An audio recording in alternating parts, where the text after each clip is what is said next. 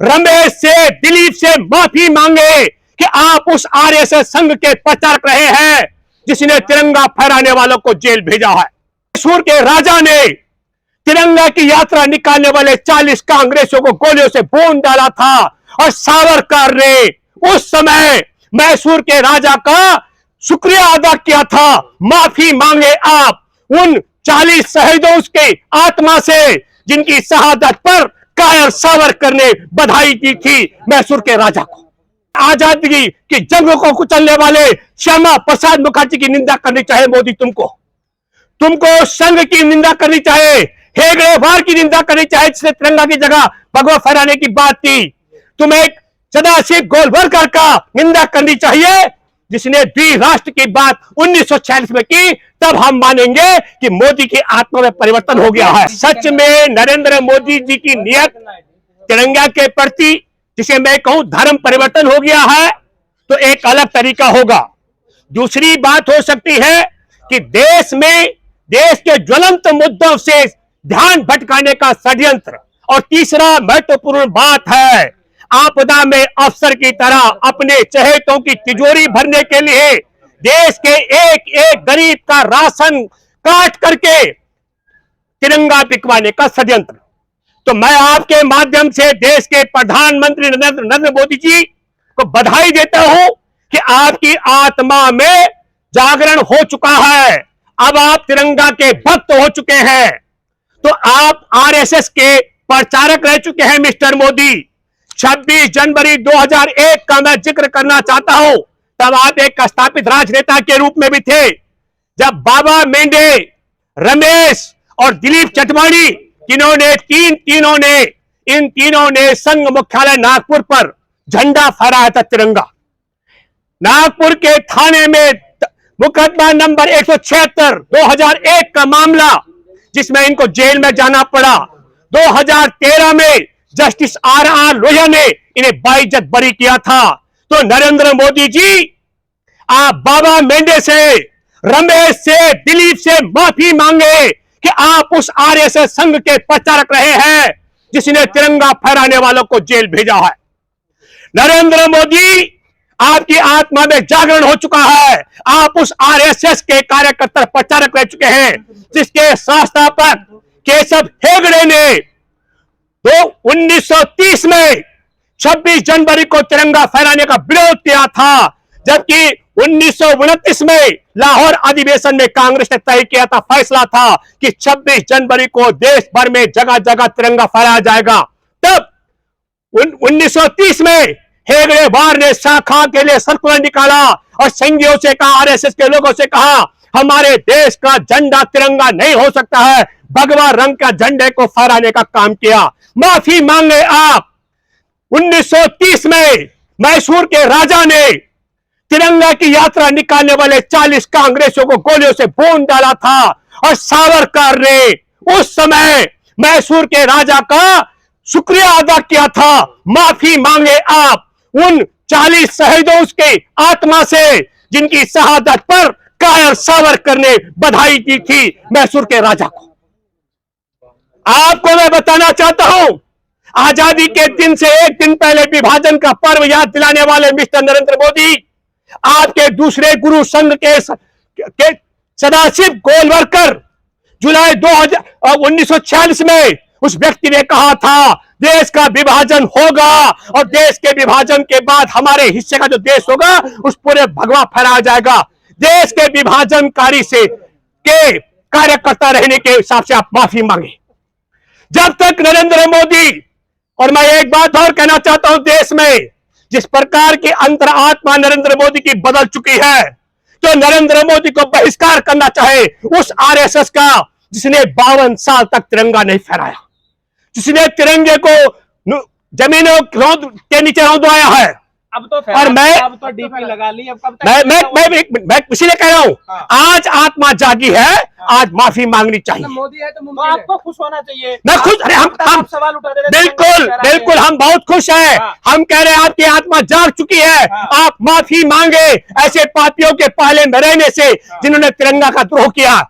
और मैं और ना फहराए तो नो हम और कह रहे हैं, 1942 में भारत छोड़ो आंदोलन के समय श्यामा प्रसाद मुखर्जी मुस्लिम लीग के साथ मिलकर के पश्चिम बंगाल में सरकार चलाया था और श्यामा प्रसाद मुखर्जी ने 1942 में भारत छोड़ो आंदोलन में शामिल आंदोलनकारियों को दमन करने के लिए तब अंग्रेजों से भी मदद ली थी। अब मैं आपके माध्यम से कहना चाहता हूं, वो हमारे देश में देश की आजादी की जंग को कुचलने वाले श्यामा प्रसाद मुखर्जी की निंदा करनी चाहिए। मोदी तुमको संघ की निंदा करनी चाहिए, हेगड़ेवार की निंदा करनी चाहिए जिसने तिरंगा की जगह भगवा फहराने की बात थी। तुम्हें सदाशिव गोलवलकर का निंदा करनी चाहिए जिसने द्विराष्ट्र की बात 1946 में की। तब हम मानेंगे कि मोदी की आत्मा में परिवर्तन हो गया है। लोग है ना सर, राष्ट्रवादी नहीं, पहले सुनिए, आत्मा में परिवर्तन हो गया है, लेकिन मैं मानता हूं ये षड्यंत्र है।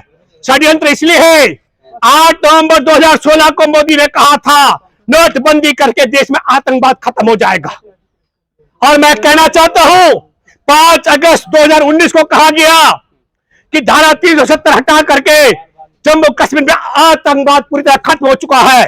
तब हम पूछना चाहते हैं मोदी, जो मक्खन लाल बिंद्रू जनवरी 1990 में नहीं मरवा पाई, जिसको भाजपा गठबंधन की सरकार आतंकवादियों से, उसकी हत्या अब करवाई गई। क्या कारण है?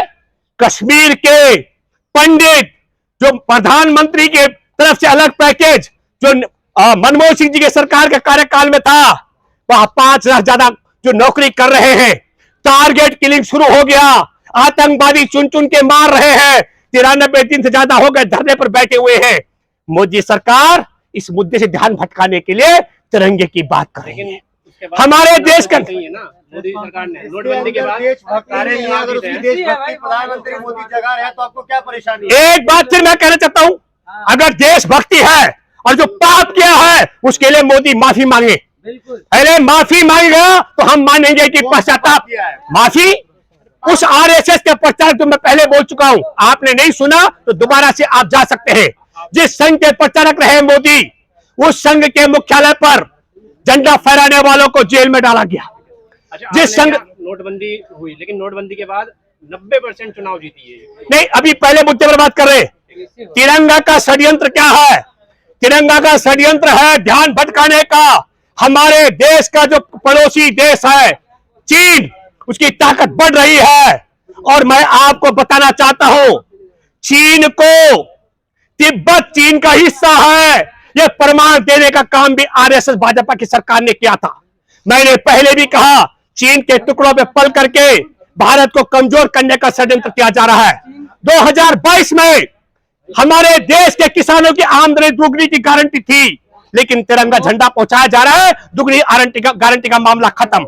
हमारे देश में 2-2 करोड़ लोगों को रोजगार देने की बात थी, पर हमारे देश के सारे सरकारी संस्थान नीलाम किए जा रहे हैं, और सेना में भी परमानेंट भर्ती जो है वो खत्म करके अग्निवीर के तौर पर तैयार किए जा रहे हैं, ताकि चीन के सामने भारत की सेना बौनी सिद्ध हो जाए। मैं फिर कहना चाहता हूं, दूसरा षड्यंत्र है हमारे देश में, हमारे देश के अंदर पिछले 5 साल में मुट्ठी भर कंपनियों का 10 लाख करोड़ रुपए माफ कर दिया, और हमारे देश के गरीब आदमी की राशन पर, उसके दूध पर, कॉपी पेन पेंसिल पर टैक्स लगाया जा रहा है। देश के सरकारी संपत्तियां बेची जा रही है, दुनिया से कर्ज उठाया जा रहा है। मोदी पैसा कहां जा रहा है? यह पैसे से ध्यान भटकाने का षड्यंत्र है। पहले सुनिए, दूसरा षड्यंत्र क्या है? जैसे आपदा में अफसर की बात मैं कर रहा हूं, हमारे देश में आजादी के 75वें वर्षगांठ, ये जो अमृतकाल मनाने का षड्यंत्र है, षड्यंत्र कहूंगा मैं, उसमें देखिए योजना थी कि हमारे यहां खादी के तिरंगा बनने चाहिए थे, लेकिन पॉलिस्टर के तिरंगा बनाए जा रहे हैं। गुजरात में एक एक गुजराती को 1 करोड़ रुपए का ठेका दिया गया है, और गरीब आदमी के हिस्से की राशन की दुकान पे राशन काट करके तिरंगा के लिए विवश किया जा रहा है, ताकि गरीब के हिस्से की राशन छीन के अपने चहेतों की तिजोरी तिरंगा के नाम पर भरने का षड्यंत्र है। इसलिए मैं दोबारा आपके मन में सवाल है, मिस्टर नरेंद्र मोदी, तुम उस आरएसएस के प्रचारक रहे हो जिसने संघ मुख्यालय पर झंडा फहराने वाले नागपुर में 3 युवाओं को जेल भिजवाया था, उनसे माफी मांगो। तुम्हारे पहले गुरु केशव हेगड़ेवार ने तिरंगा के विरोध में भगवा फहराने का ऐलान किया था शाखाओं में। माफी मांगो, तुम उस संघ के प्रचारक रहे हो। हम तुम्हारे दूसरे गुरु गोलवलकर ने 1946 में जुलाई के महीने में कहा था, द्वि राष्ट्र की बात कर दी थी, देश का विभाजन कराने वाले संघ के प्रचारक रहे हो, उसके लिए माफी मांगो। और मैं फिर कहना चाहता हूं, जम्मू कश्मीर में जब गठबंधन की सरकार थी और आपका चहेता जगमोहन वहां पर था जम्मू कश्मीर में, तब अभी भी कह रहे हैं कि झंडा भगवा झंडा फहराना चाहिए घर पे। कौन कह रहे? नरसिंहानंद। यति नरसिम्हानंद जैसे इनका एक भौकाल है। 15 जुलाई को भारतीय जनता पार्टी के वरिष्ठ नेता सुब्रमण्यम स्वामी ने कहा कि चीन ने एलएसी पर जगह जगह कब्जा कर दिया है। आप हम सब जानते हैं, डोकलाम से लेकर के अरुणाचल से लेकर के लद्दाख तक। हाँ, ठीक उसी समय चीन ने कब्जा कर लिया। इससे ध्यान भटकाने के लिए राष्ट्रपिता महात्मा गांधी को इनके इसी भौकाल ने गालियां देनी शुरू कर दी थी। आज हम जब सवाल खड़े करने वाले हैं कि तिरंगा का, अगर सुनिए एक मिनट तब ले सवाल, तिरंगे कहाँ? सवाल ले लीजिए, स्पीच सुनने थोड़ी आए, सवाल ले लीजिए। सर, एक सवाल है, कोई संघ से जुड़ा हुआ व्यक्ति प्रधानमंत्री या मुख्यमंत्री बन सकता है? नहीं, ये सवाल हमसे जवाब दीजिए। नहीं, आरएसएस के अभी तो आरएसएस जोड़ा आदमी है। हाँ, बिल्कुल। हमारे देश के अंदर मोदी ने, एक मिनट सुनिए, मोदी ने 2013 में कहा था, ऐलान करके कहा था, मैं संघ का कार्यकर्ता हूं, मैं हिंदूवादी राष्ट्रवादी हूं।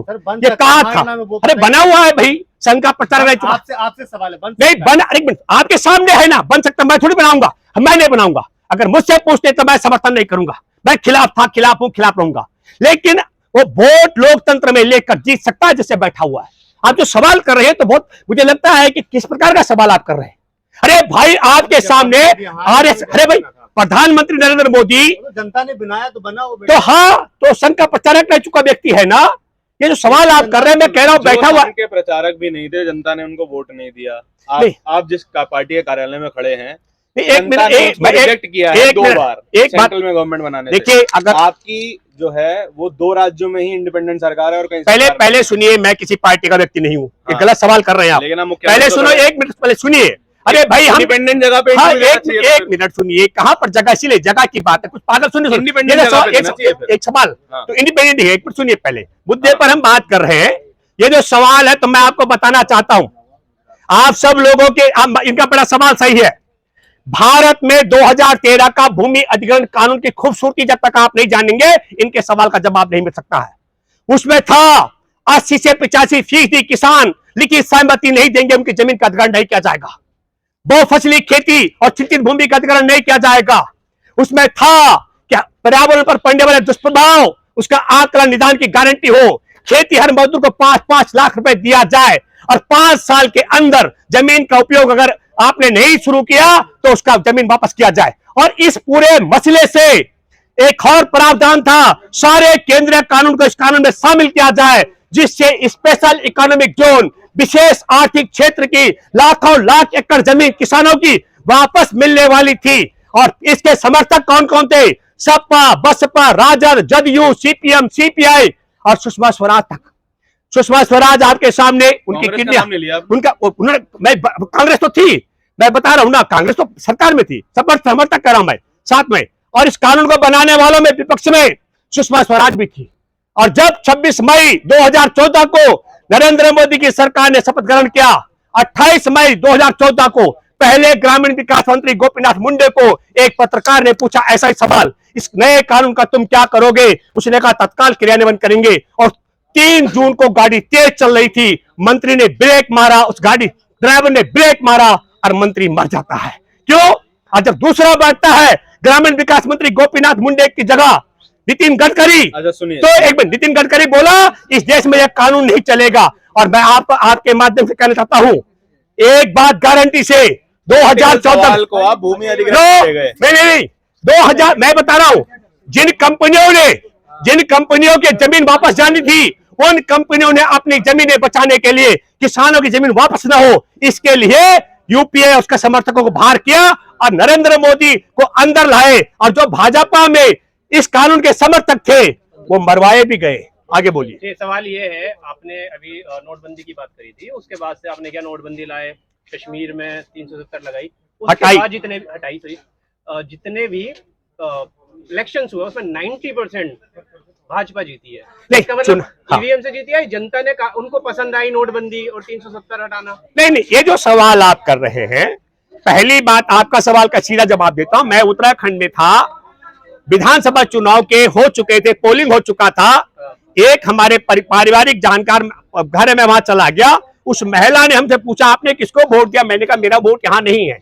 मैंने उससे पूछा आपने किसको वोट दिया? उसने कहा मैंने मोदी की पार्टी को वोट दिया, क्योंकि मोदी की पार्टी विदेश में फंसे हुए हजारों छात्रों को लेकर आई। आप समझ सकते हैं ना? तो ऐसी स्थिति मैंने पूछा कैसे लाई, क्योंकि वो तो बेचारे वहां से लात घूसे डंडे मार भूख प्यास करके आए थे। तो उन्होंने कहा टीवी चैनलों के माध्यम से हमें जानकारी हुई। सर एक सवाल आपसे पूछना था, आप चाहते हैं कि प्रधानमंत्री मोदी माफी मांगे? मैं अगर नरेंद्र मोदी की नियत साफ है तो माफी मांगनी चाहिए, और नियत में पाप है तो माफी नहीं मांगेगा। को भी तो माफी मांगनी चाहिए ना उन चीजों के लिए जिन वजह से जनता ने भाजपा को सेंटर में लेकर आई है। नहीं, अगर वो तो कांग्रेस ही मांगे, वो मैं नहीं कह रहा हूं। हमारी बात है कि राष्ट्र में तिरंगा फहराना अनिवार्य कर दिया गया है, और अनिवार्य तिरंगा किया गया है, तो हमने ये कहा कि मोदी जी की अंतरात्मा में तब्दीली आ गई है, इसलिए हमने कहा कुछ अच्छी बात है। हमने कहा तब्दीली के लिए फिर माफी मांगे जिनको तुम्हारी आरएसएस ने जेल भिजवाया। तब्दीली आ गई है, नहीं तो आई, तब्दीली के लिए माफी क्यों मांगे? इसलिए कि तुम पापियों के साथ थे,